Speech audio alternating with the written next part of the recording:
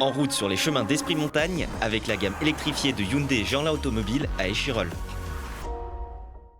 Au cœur de nos massifs avec Esprit Montagne et Poma. Le groupe Samsé et l'entrepôt du bricolage vous présentent Esprit Montagne.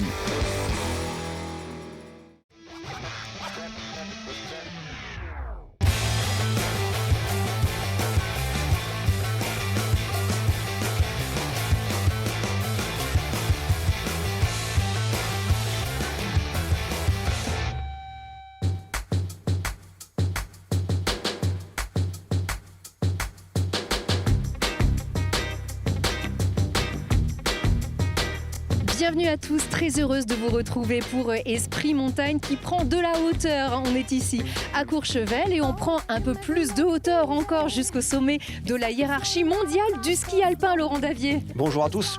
Oui, on est tout là-haut et il a fallu attendre 24 ans pour voir un Français succéder à Luc Alphand en 1997, décrocher le Graal, le gros globe de cristal. Le gros globe de cristal qui sacre ni plus ni moins le meilleur skieur alpin de la saison au monde. Et c'est Alexis Pinturault. Merci beaucoup d'être avec nous. Bienvenue. Merci à vous. On est très heureux, évidemment, d'être accueillis ici, au pied de l'hôtel familial à Courchevel. Tout va bien ?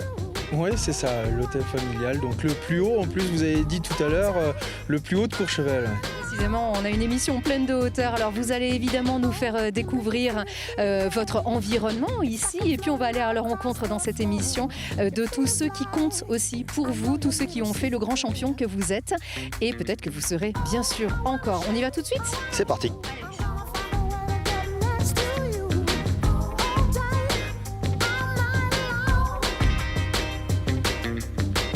C'est l'hôtel le plus haut, on le disait. Ce qui est sûr, en tout cas, c'est que c'est le plus beau. En tout cas, d'après moi. C'est gentil, on a essayé de bien travailler. Ouais. Ah oui, C'est aussi un hôtel où Alexis a fait ses premiers pas en ski dans les couloirs sur la moquette, nous a raconté Claude. Non, c'est vrai ça ? C'était où là ?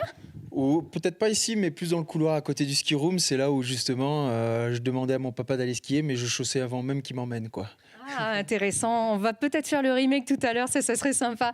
En tout cas, on le disait en introduction, on a parlé de Luc Alphand, c'est vrai que ça fait 24 ans, mais ça suffit de parler de Luc Alphand, c'est ça, on en parle tout le temps, maintenant il est temps que ça s'arrête. Voilà. Il est là. Ça ne va pas s'arrêter, vraiment. J'avais dit, tellement fier de remettre. Voilà, son globe, je ne sais pas comment on le dit, mais puis comme ça, on va me laisser tranquille. Et Luc, est-ce qu'on est sûr que c'est le sien celui-là ? Comment vous arrivez à les différencier ? L'éclat, on perd de l'éclat avec l'âge, c'est ça, regardez. Mais un peu plus tard. 24 ans. Voilà, 24 ans déjà. On va dire que c'est la dernière fois qu'on parle de Luc Alphand, alors du coup, Alexis ? Non, à coup sûr, non. Il fait partie de l'histoire de notre sport, il le restera bien entendu, donc on continuera à parler de Luc pour d'autres raisons, certainement, pour ce qu'il a accompli, et surtout que moi, on arrêtera de me dire le dernier, c'était Luc Alphand. C'est surtout ça qui va changer. Justement, Luc, quel regard vous portez sur la trajectoire d'Alexis Pinturault cette année qui arrive au Gros Globe ? Elle est fantastique, la trajectoire. C'est juste une préparation, parce que tout le boulot qu'il y a depuis toutes ces années, c'est ça qui est arrivé à ce but, j'allais dire presque ultime, dans le ski de gagner le général. Il a tellement préparé avec la volonté et l'envie que cette année, il a été quasi irréprochable. Voilà. Et bravo. Alexis, un mot sur Luc Alphand, c'est pour vous un grand descendeur, c'est un très bon pilote automobile, un super consultant. Un bon camarade. Lucho, c'est tout ça. Lucho, c'est tout ça. Bien entendu, en étant skieur, j'ai tout de suite pensé à lui en premier comme un skieur. Mais Lucho, c'est tout ce qu'il a accompli. Il n'a pas accompli que du ski, justement, et vous faites bien de le souligner. C'est un grand champion à multifacettes et qui continuera forcément d'aller encore plus loin. C'est une histoire d'amitié qui va durer longtemps, j'imagine encore. Oui, bien sûr. Et puis, on a toujours échangé sur beaucoup de choses, différentes choses. En plus de ça, on a des partenaires qui sont similaires. Donc oui, on a encore de belles années devant nous. Et on vous racontera tout ça dans le ski chrono d'été avec la belle rencontre entre Luc Alphand et Alexis Pinturault. On a hâte de voir ça. Et Luc, merci d'avoir été avec nous. Mais un plaisir. On se reverra de toute façon. Puis prenez-en soin quand même de ce globe de cristal. Fragile. Je me rends compte qu'il faut que j'aille... Merci pour cette image en tout cas.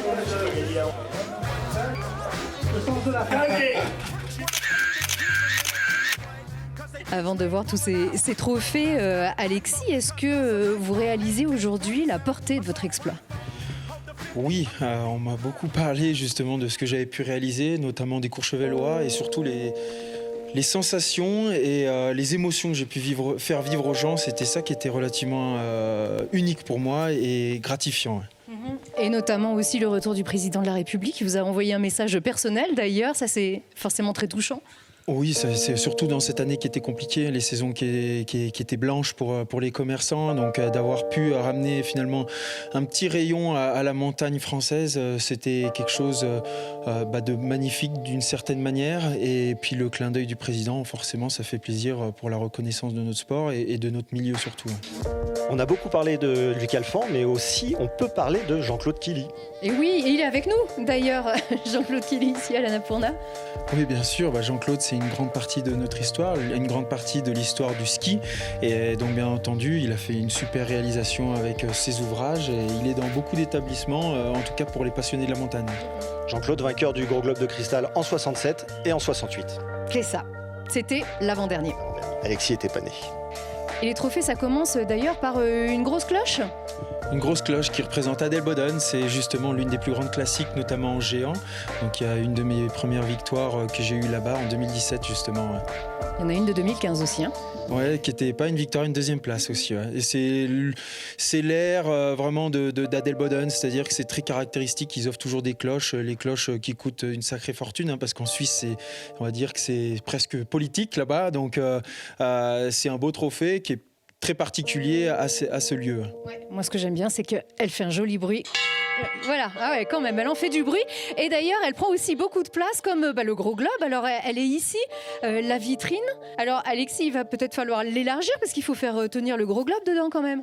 Oui, elle est plus tout à fait d'actualité dans le sens où il y a même quelques trophées qu'on a dû mettre de côté pour le moment et certainement qu'on va l'agrandir et faire quelque chose d'un peu plus gros. Bien sûr pour le Gros Globe en premier lieu, mais il y a aussi quelques trophées qu'on devra rajouter. Quelques travaux alors qui vont s'imposer. Alexis, au-delà du Gros Globe de Cristal qui prendra sa place dans cette vitrine et des cloches d'Adelboden, quel autre trophée ont une place particulière pour vous ? Eh ben, Val d'Isère, Val d'Isère qui est là-bas. Justement, j'ai eu 3 victoires à Val d'Isère. C'est très particulier. C'est une course qu'on a en France. Et ça fait partie des endroits où j'ai le plus gagné. Donc pour moi, ça a une place vraiment atypique. Et puis le deuxième endroit, bien sûr, on a déjà cité Adelboden, mais le troisième endroit, donc, c'est plutôt Kitzbühel, avec ces beaux chamois que j'ai pu gagner aussi 3 fois et qui représentent aussi très bien ce lieu et notamment l'Ashstreif et la descente de Kitzbühel. Moi, c'était le combiné que j'ai pu remporter. Donc voilà, ces beaux trophées, bien sûr, il y en a d'autres, mais ceux-là ont une place forcément particulière dans mon cœur. On se demande, le Gros Globe, il est déjà pas mal, mais est-ce que la plus belle des médailles est pas encore là ? Mais elle arrivera peut-être bientôt. Oui, ça forcément, ça reste l'un des beaux objectifs dans ma carrière que j'aimerais pouvoir aller chercher. Et c'est l'or olympique, bien entendu. On est tous derrière vous, justement. C'est peut-être pour bientôt. On va aller rencontrer la famille, c'est très important pour vous, justement.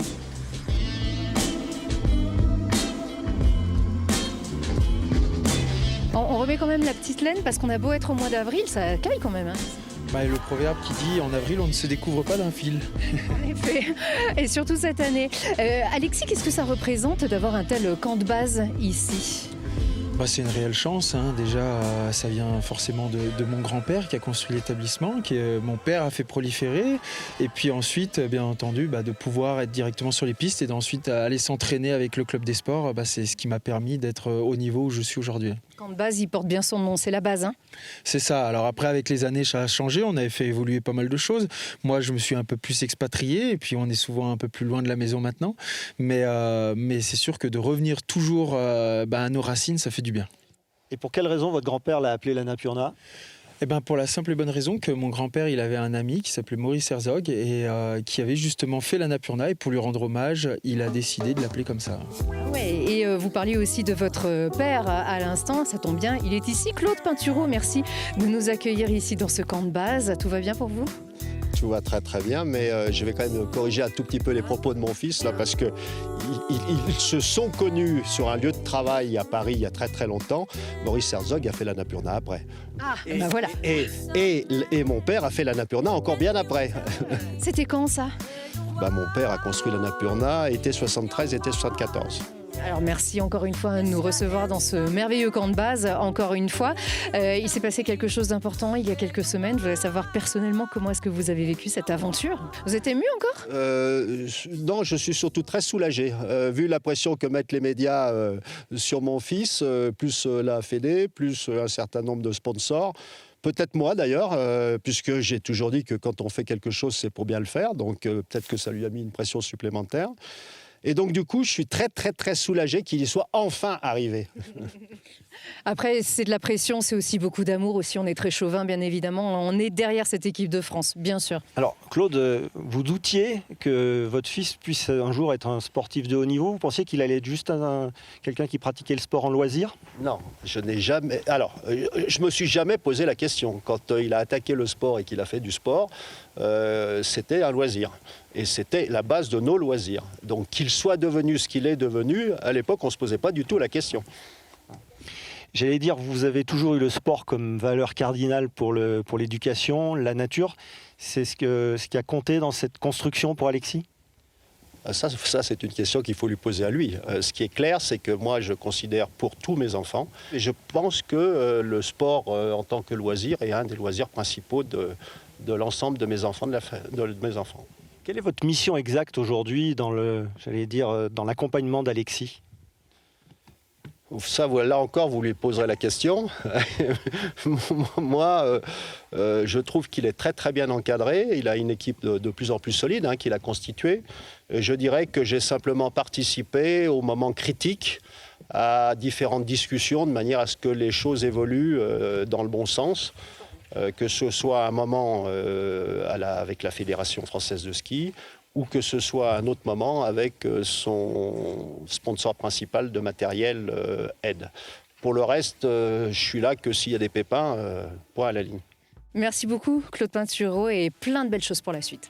Écoutez, c'est très gentil, c'est nous qui vous remercions. Et regardez ce panorama, regardez cette montagne. Je crois quand même que comme destination, là encore, de vacances et de loisirs, c'est quand même des lieux absolument exceptionnels. La montagne. En effet, vive le on va ski, bientôt vive la montagne. C'est ça, on va en profiter très très bientôt encore. Merci.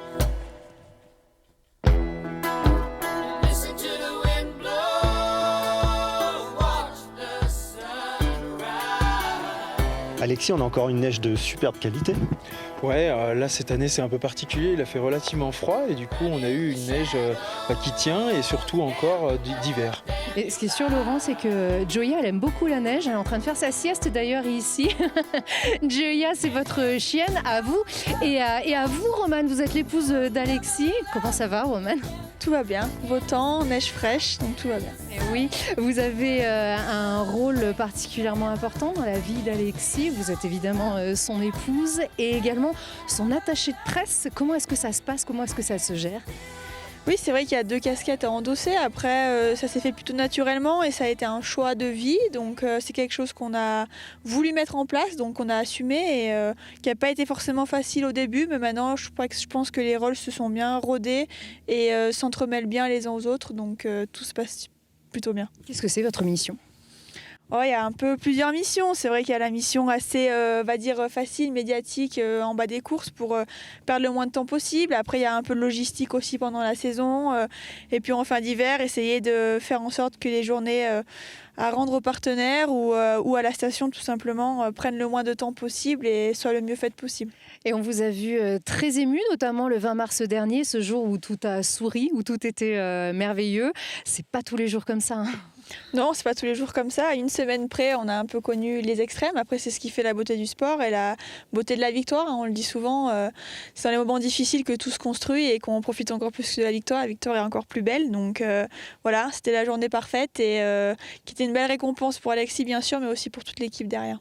Tout a déjà commencé à changer?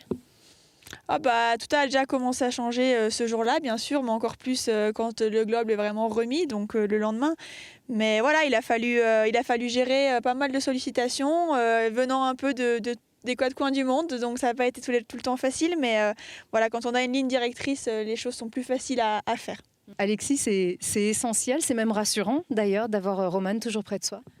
Oui, et puis surtout, on se connaît très bien, donc ça permet de ne pas toujours échanger, de perdre moins de temps aussi et de savoir ce dont on a besoin l'un comme l'autre. Donc c'est un pilier dans cette équipe et ça fait extrêmement plaisir que ça puisse fonctionner comme ça depuis plusieurs années maintenant.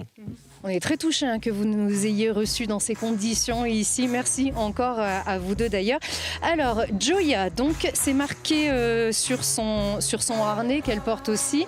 C'est une Laika, c'est ça, en particulier. C'est quoi la particularité de cette chienne, de cette race ?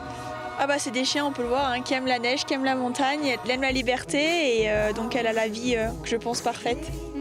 Et elle fait de la montagne aussi, elle descend même plus vite qu'Alexis ne skie. Ah, elle essaye, c'est pas toujours facile mais elle essaye. Non mais c'est vrai qu'on a le plaisir qu'elle nous accompagne dans tous nos périples un peu durant l'hiver et puis au printemps quand on peut profiter de la neige à Courchevel, elle se fait un plaisir de venir avec nous sur les randonnées. Ouais. Surtout que vous avez une grande passion pour les animaux, Alexis, tous les animaux. Oui, en tout genre. Je trouve que c'est fascinant. On pratique beaucoup de plongée, mais on a fait aussi des safaris et de voir justement la majestuosité de tous ces animaux, c'est ça qui nous rend, on va dire, fiers de pouvoir déjà les découvrir, et d'évoluer dans leur milieu. Et puis après, ça nous remet aussi un peu les pieds sur terre, de se rendre compte qu'il y a des animaux beaucoup plus forts que nous. On est peut-être certains plus intelligents d'une certaine manière, mais ils ont beaucoup à nous apprendre. Et voilà, mais c'est ce que j'allais dire exactement. Eux ont aussi beaucoup de choses à nous apprendre. Vous nous en avez trop dit. Je crois que tout ceci est en preuve justement par l'image dans le couloir. On va découvrir ça tout de suite.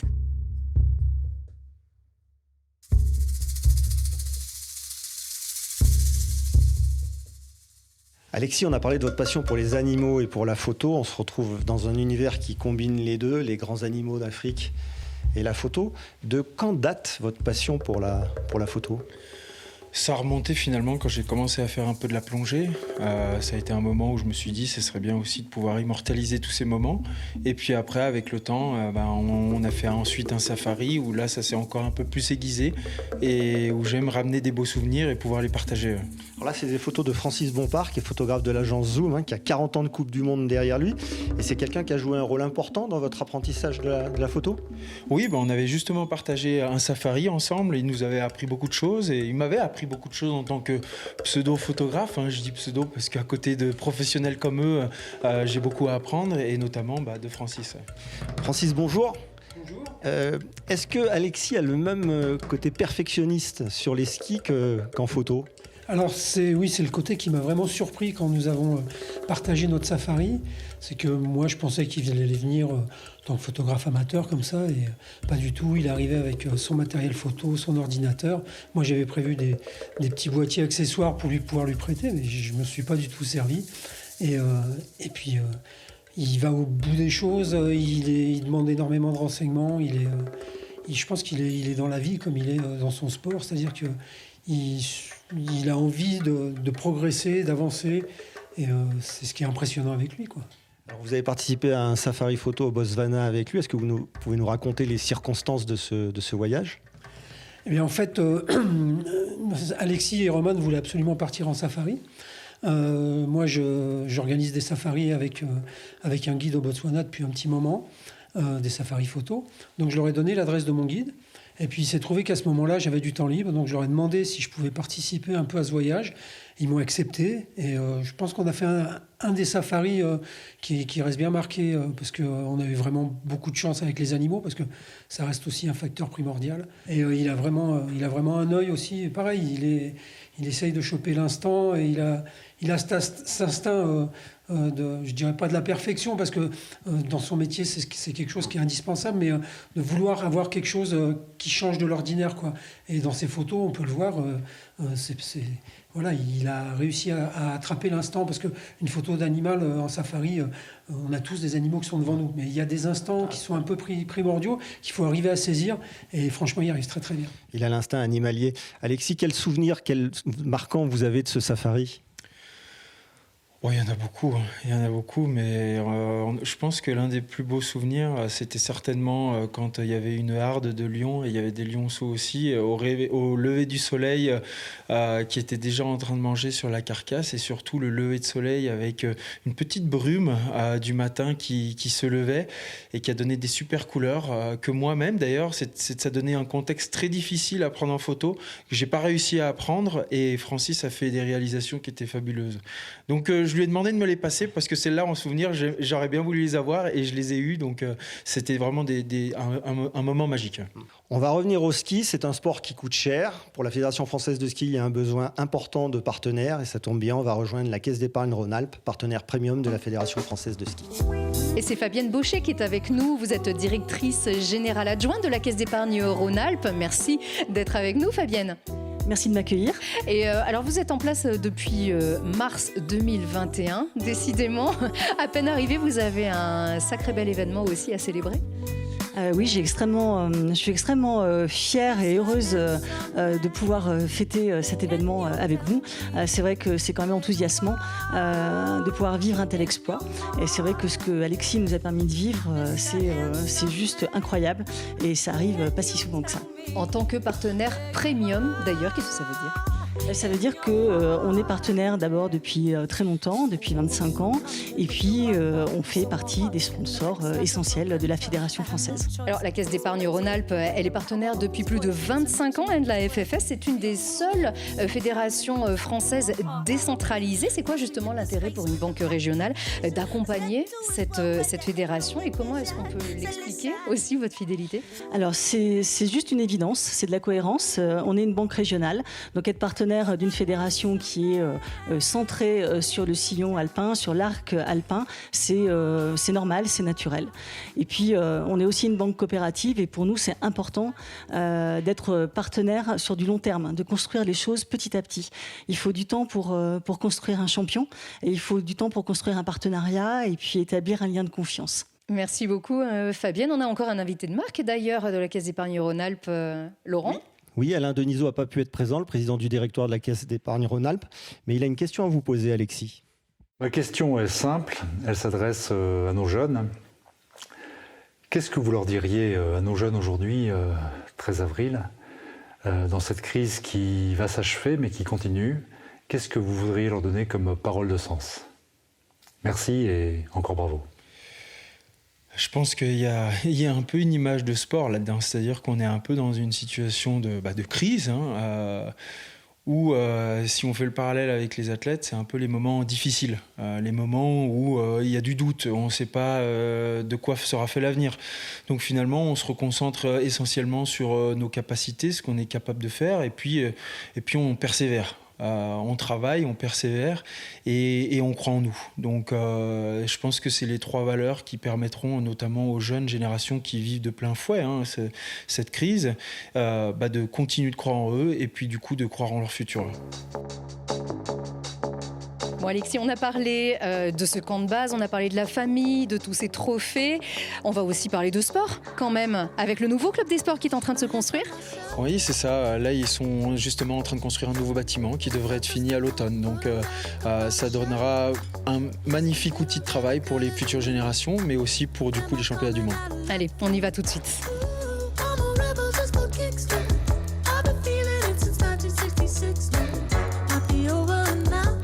Plus que sorti de terre d'ailleurs ce club des sports. Il est bientôt livré, on est très impatients. Je sens que ça trépigne de votre côté. Didier Barrios, vous êtes le président de ce club des sports, très impatient. Alors bien sûr, c'est bien entendu, c'est important pour nous. Et voilà, donc il est bien avancé, on est dans les temps et on sera prêt pour emménager donc au mois d'octobre. Vous allez tout nous dire sur cet établissement avec Alexis dans un instant. Mais d'abord, monsieur le maire Jean-Yves Pachot, vous êtes le maire de Courchevel. Merci d'être avec nous. On est très impatients effectivement de voir quand même ce type de bâtiment qui a l'air absolument merveilleux sortir de terre. Très impatient, très impatient. C'est quelque chose de formidable. C'est quelque chose qui nous arrive, nous, ici à Courchevel. Et ça va tout à fait dans le sens de ce que nous voulions, c'est-à-dire un équipement sportif comme ça, sur le pied du stade de slalom, plus l'éclairage que vous êtes en train de voir, qui a été fait donc, dans le courant de l'été. Donc nous avons vraiment vraiment, de prendre les grandes compétitions maintenant. Alors, puisque vous parlez d'éclairage, on a un éclairage naturel particulièrement performant ici. Il y a toujours du soleil à Courchevel et encore plus de soleil justement depuis ce gros globe de cristal et petit globe aussi d'Alexis. C'est quand même merveilleux pour Courchevel ce qui vous arrive. Ah, c'est plus que merveilleux, hein. De toute façon, c'est une grande fierté pour le club des sports qui a formé Alexis d'abord, et puis pour la ville de Courchevel, parce que c'est quand même un enfant du pays. Alors vous imaginez la fierté. C'est important, ça justement, Alexis, de représenter aussi son territoire, de représenter sa ville. Oui, bien sûr, déjà de représenter d'où on vient et puis ensuite d'avoir cette fierté qui s'accompagne quand on fait vivre des émotions aux locaux et que surtout ces émotions, ils nous les rendent. C'est ce qui nous rend fiers et notamment vis-à-vis des enfants, de faire naître des passions et peut-être des futurs. C'est ce qui, moi, m'anime aujourd'hui. Courchevel sous une bonne étoile, sous 2 bonnes étoiles d'ailleurs, puisque la 2e étoile d'Alexis, c'est vous qui lui avez fait passer? C'est vrai ça? Oui, tout à fait, tout à fait. C'est l'anecdote du jour, si je puis dire. Alexis a posté là, sur les réseaux sociaux une photo cet hiver et il était en train de passer sa 2e étoile. Et on m'a envoyé cette photo et on m'a dit mais c'est pas toi qui es derrière en train de le juger. Il n'y a pas très longtemps du coup. Il n'y a pas très longtemps, non, sur la 2e étoile. Et j'ai trouvé ça formidable parce que je n'avais jamais vu cette photo. Alors vous imaginez aujourd'hui, quel souvenir pour moi d'avoir vu Alexis à sa 2e étoile et aujourd'hui de voir que c'est le plus grand skieur au monde. Oui, vous vous en souvenez, Alexis, de ce moment? Je m'en souviens pas. Cette 2e étoile, plus vraiment. C'est-à-dire que je me souviens avoir essayé de faire des compétitions. Ça a toujours été le but, d'essayer d'aller chercher la flèche d'or après, avec le temps. Et puis après, les choses ont évolué. Et finalement, la flèche d'or est devenue un peu anecdotique. Et c'est plutôt d'autres médailles qui ont été intéressantes. Ouais. Super anecdote et super photo. Le ski est un sport diabolique, disait Jean-Claude Killy. Il y a la piste, le revêtement, la météo, le mental, le physique et le matériel. Depuis quelques années, Alexis Pinturault est équipé par Aide et nous avons avec nous Morgane Redouin, qui est le patron de la filiale France. Morgane, est-ce que c'est difficile de travailler avec le numéro 1 mondial ? Difficile, oui, mais pour une bonne cause. En tout cas, ce qui est sûr, c'est une grosse masse de travail. Alexis est le skieur certainement le plus complet de sa génération. Il touche à quasiment toutes les disciplines, donc ça suppose autant de matériel. Et quand on parle de matériel, on parle autant des skis, des fixations, des chaussures, des plaques, vous savez, ces petites choses qui sont entre les deux. Et à chaque fois, c'est une géométrie variable qu'il faut analyser. Et là-dessus, c'est un gros travail qui est réalisé directement avec Alexis. Est-ce que c'est un pilote exigeant? Parce qu'on le voit, justement, il est sur toutes les disciplines, mais à chaque fois, il faut qu'il ait le meilleur matériel. Comment vous travaillez avec lui pour mettre au point ce matériel? Alors c'est marrant que tu me poses cette question, Laurent, parce que exigeant, je me souviens très bien de la signature du contrat d'Alexis, ici même à Courchevel, en 2014. Avec son père, avec Johan Eliasch, notre patron. Et Alexis avait dit ils vont certainement être exigeants avec nous, parce qu'à l'époque, on avait Lindsey Vonn, on avait Svindal, des grands coureurs, et ils rejoignaient l'équipe. Et peut-être qu'on a été exigeant, mais oui, lui aussi, il a été exigeant. Et c'est normal. C'est-à-dire que pour atteindre ce niveau, il faut absolument être exigeant et le résultat est là.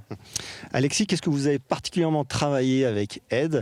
Parce que vous venez des disciplines techniques, on savait qu'ils avaient des skis performants en vitesse. Vous avez plus travaillé sur les skis en technique que sur la vitesse?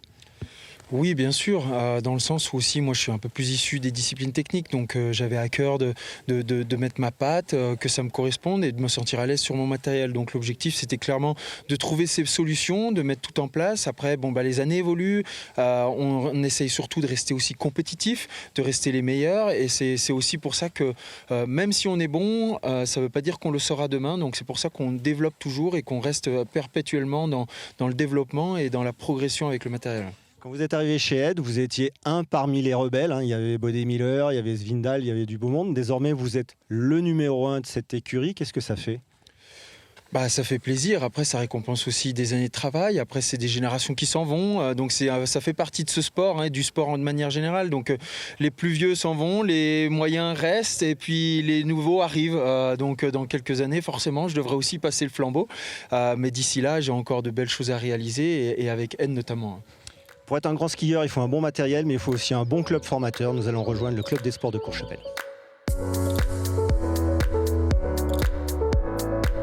Didier Barrios, qu'est-ce qui va se passer dans ce bâtiment?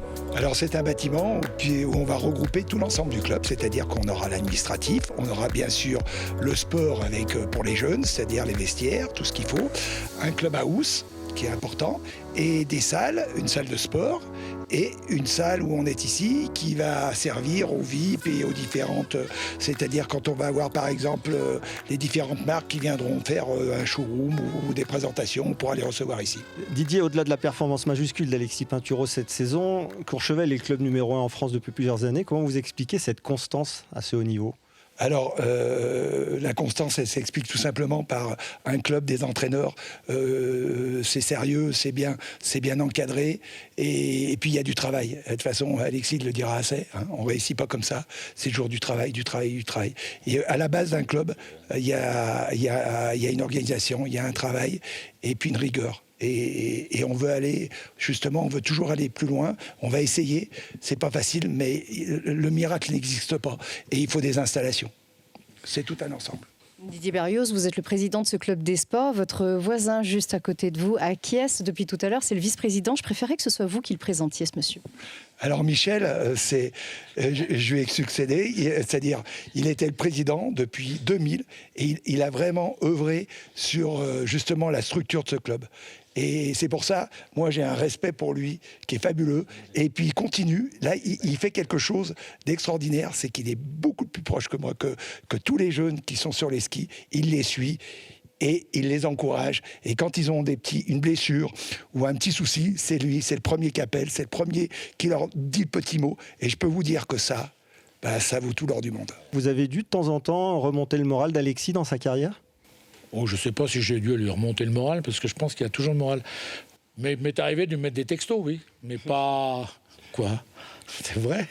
Oui, c'est vrai. Quand j'ai commencé le club, on a commencé à peu près en même temps, dans les mêmes années. Il y a aussi Bruno, bien sûr, le directeur du club. Et c'est ces deux personnes-là qui m'ont accompagné jusqu'à la fédération, mais encore après. Michel, du coup, a passé légèrement le flambeau, mais il est toujours présent. Donc, il a passé le flambeau à Didier, qui continue là-dedans. Faut pas oublier que, oui, le club a aujourd'hui de très beaux résultats, mais c'était pas le cas à l'époque. Donc, moi, je tiens à le souligner parce que j'ai vécu ces années un peu plus difficile où finalement le club de Courchevel était un peu plus à l'image de tous les clubs qu'on connaît aujourd'hui, et puis des gens sont arrivés, notamment comme Michel, Bruno, mais aussi la mairie qui les a accompagnés dans ce projet-là, qui a investi de l'argent et derrière qui a permis avec les années, avec les résultats et 20 ans après, avec beaucoup d'abnégation et de travail par les dirigeants, de construire cet établissement, mais d'avoir aussi des Coupes du Monde, d'avoir des athlètes au plus haut niveau. Et donc moi je les remercie parce que ça on le fait pas assez et on oublie d'où le club de Courchevel est parti.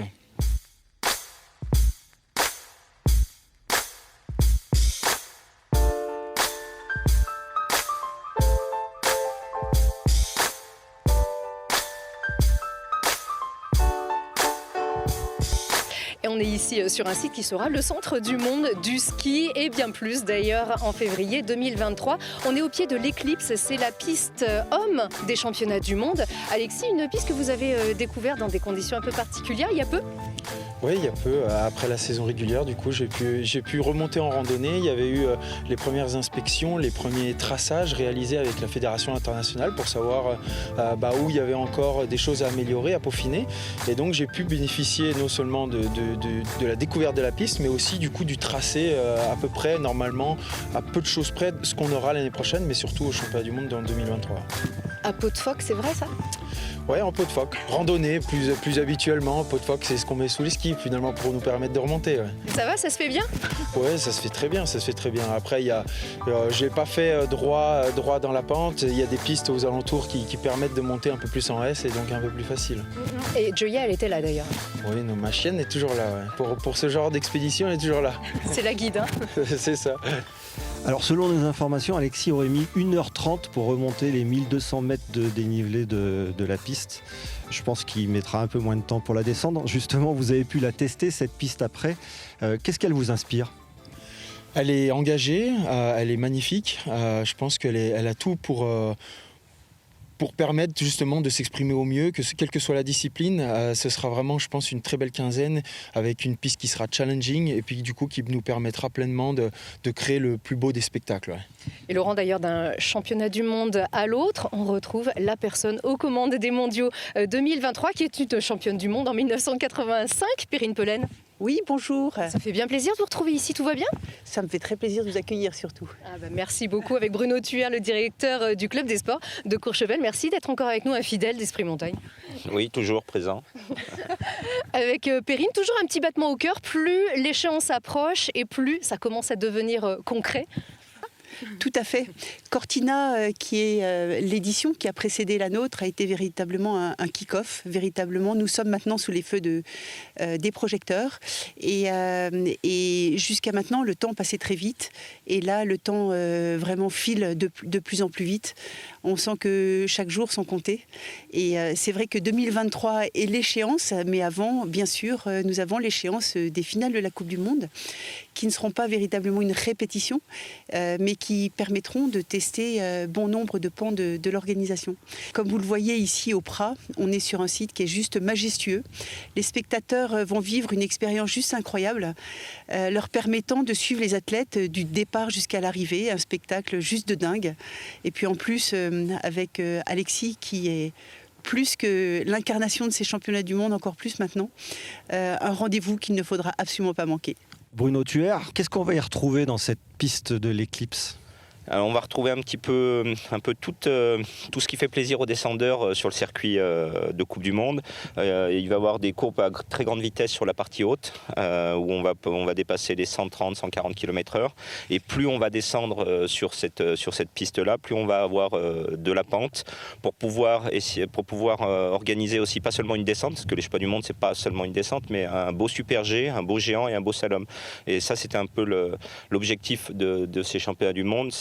Quand on fait une piste de descente, généralement, on fait pas un très beau slalom. Et le but, c'était de faire une belle descente avec un très beau slalom et avec les disciplines qui sont au milieu, le géant et le super G.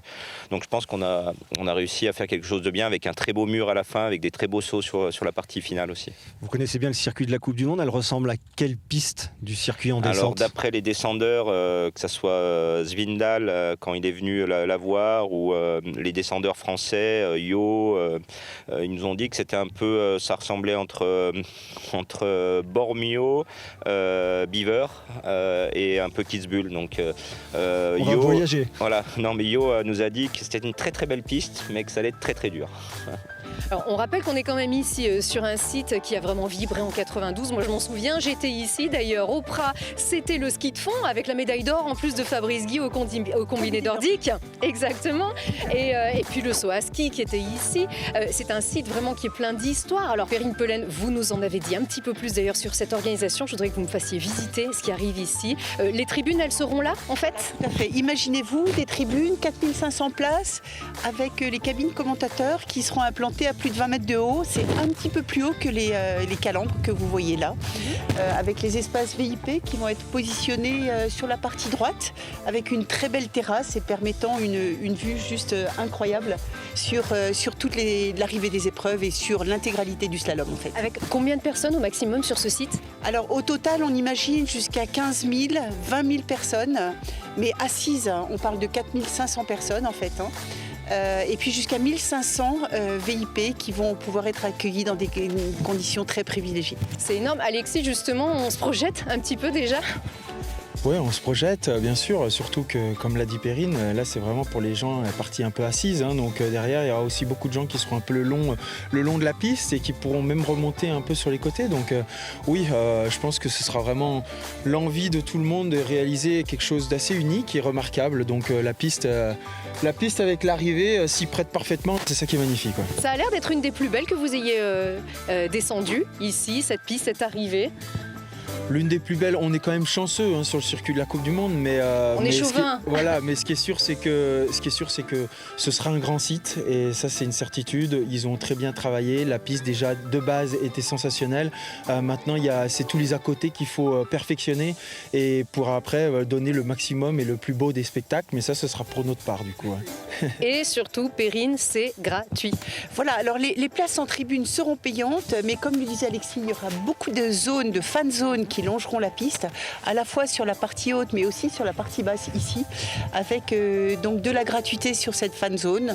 On n'aime pas parler de gratuité, mais plutôt un accès qui sera offert avec des services, et pour le grand bonheur de tous les amoureux du ski et plus globalement voilà, de tous les amoureux voilà, de nos montagnes. Les jours heureux seront revenus. Hein. Voilà, tout à fait. Tout à fait, assurément.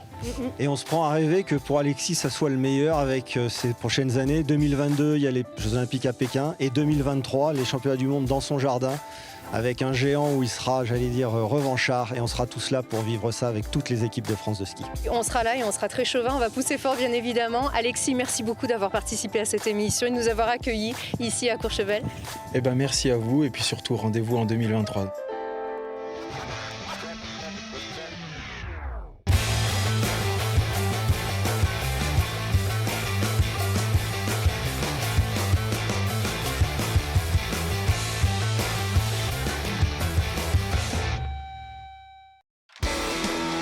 Le groupe SAMC et l'entrepôt du bricolage vous a présenté Esprit Montagne.